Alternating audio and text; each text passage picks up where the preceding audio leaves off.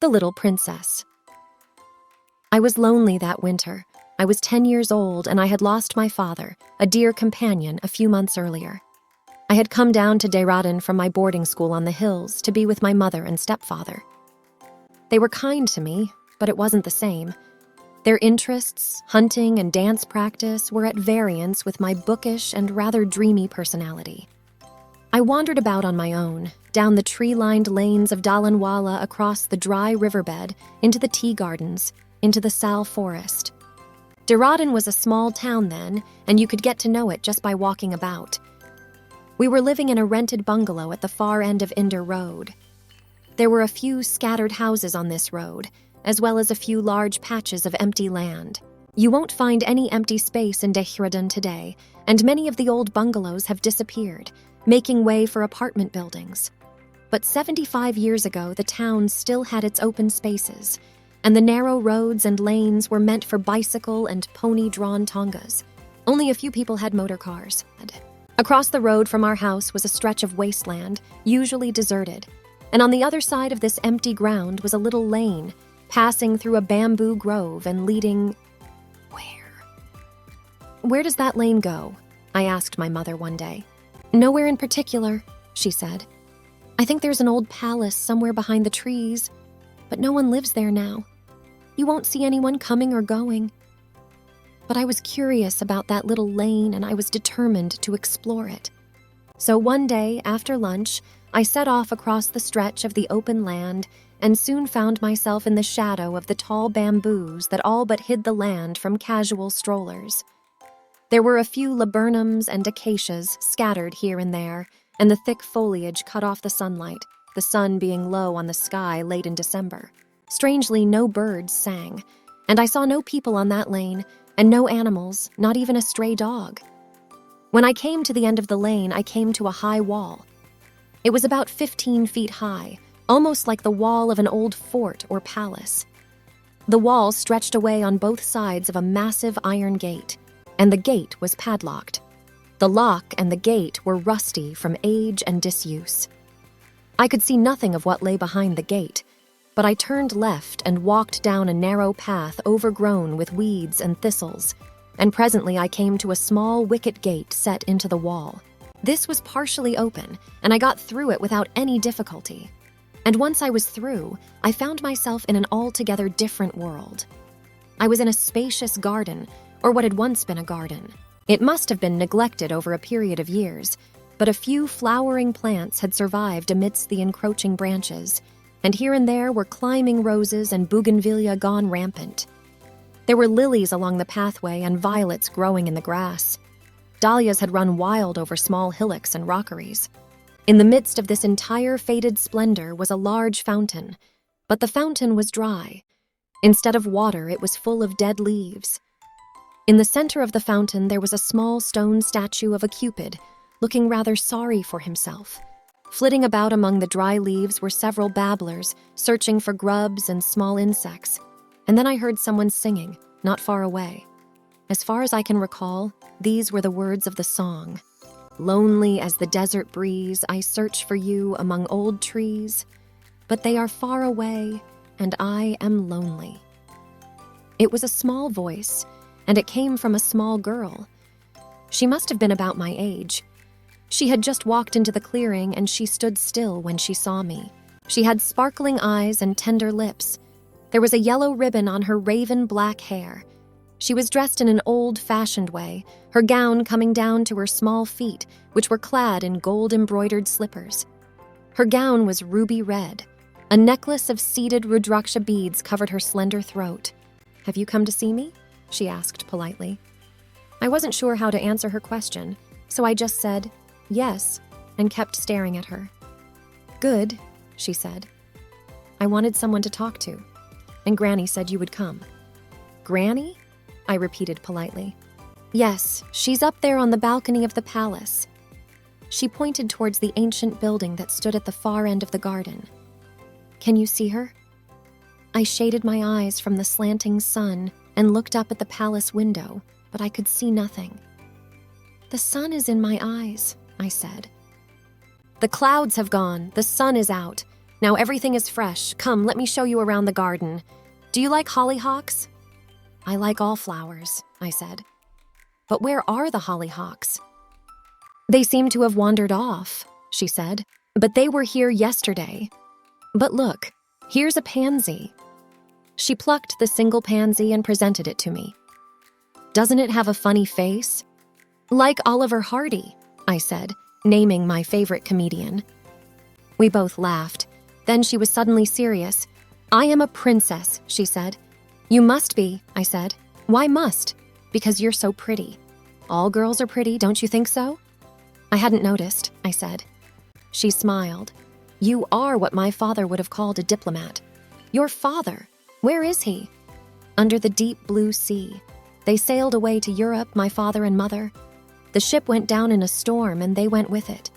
Now there's only Granny and me." "I am sorry," I said. "My father was a king. He owned all this land, this valley, once upon a time." "Once upon a time.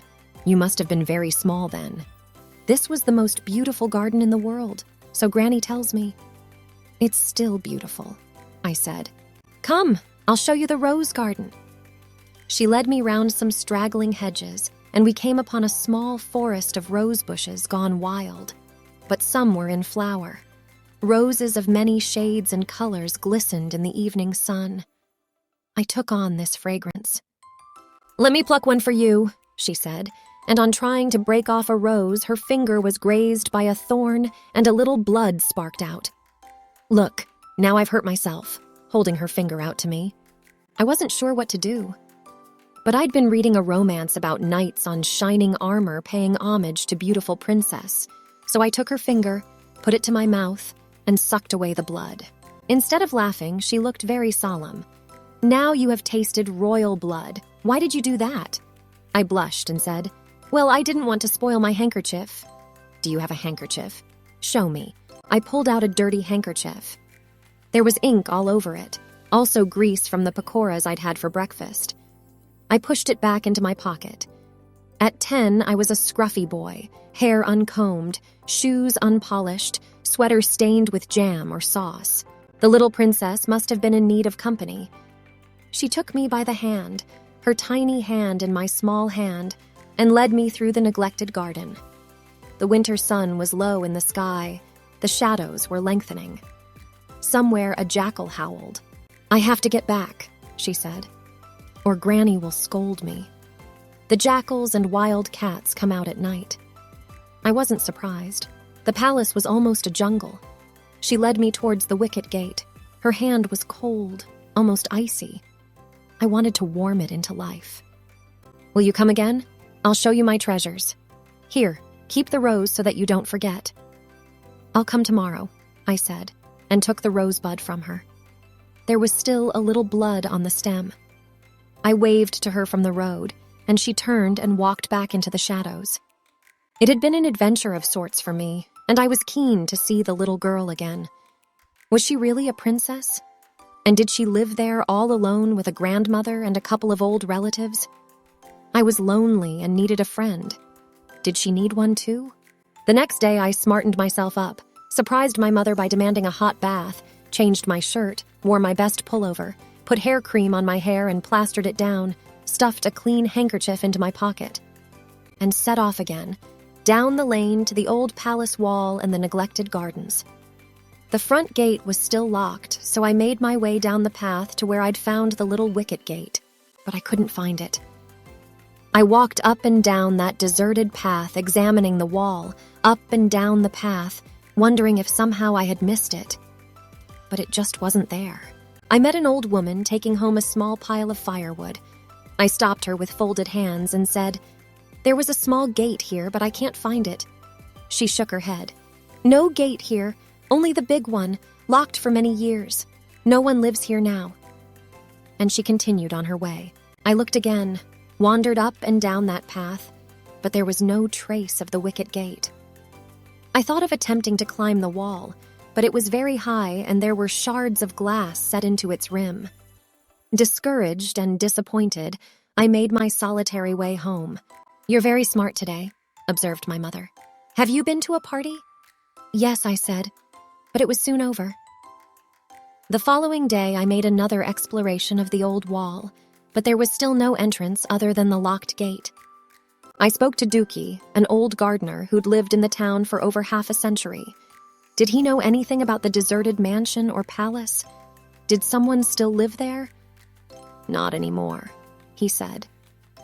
The Raja and his Rani died many years ago when their ship went down.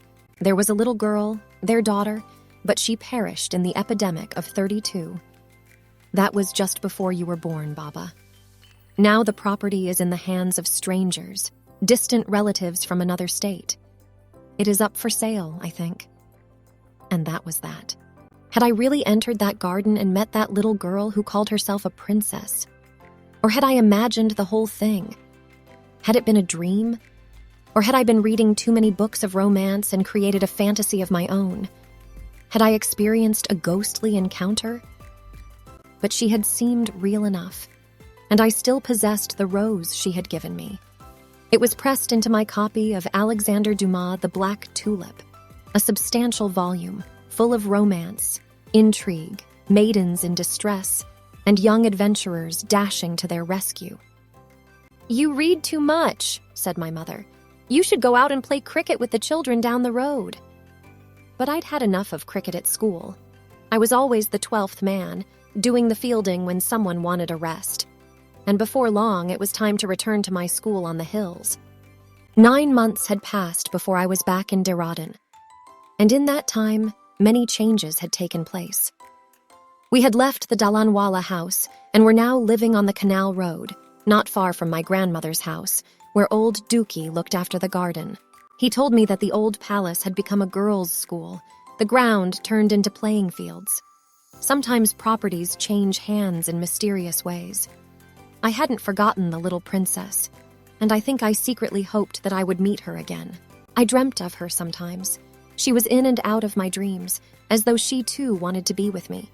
At times, the dream were very vivid, and I could still feel her hand in mine. It was half an hour's walk to Dalanwala. The little lane had been broadened, and the old gate had been replaced by a brightly painted iron gate with the school's M= sign name emblazoned across it. The wall remained, but it was now a dazzling white. A few cars were parked nearby. I leant against the trunk of a mango tree, trying to look unconcerned. Presently a bell rang, the colorful gate swung open, and a swarm of buzzing schoolgirls emerged into the open. They moved past me in groups, chattering among themselves, taking little or no notice of me. But one or two stopped to stare, for I was a funny-looking boy with buck teeth and unruly hair. A few had bicycles, others made for the car or pony traps. I must have looked very rude, looking closely at all of them, trying to see if any of them resembled the girl who had led me through the garden which had vanished along with everything else that had been there the previous year.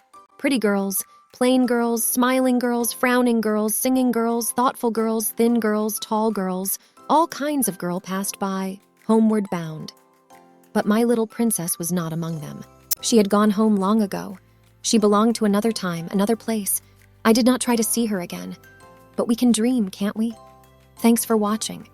Please like and subscribe for more upcoming videos.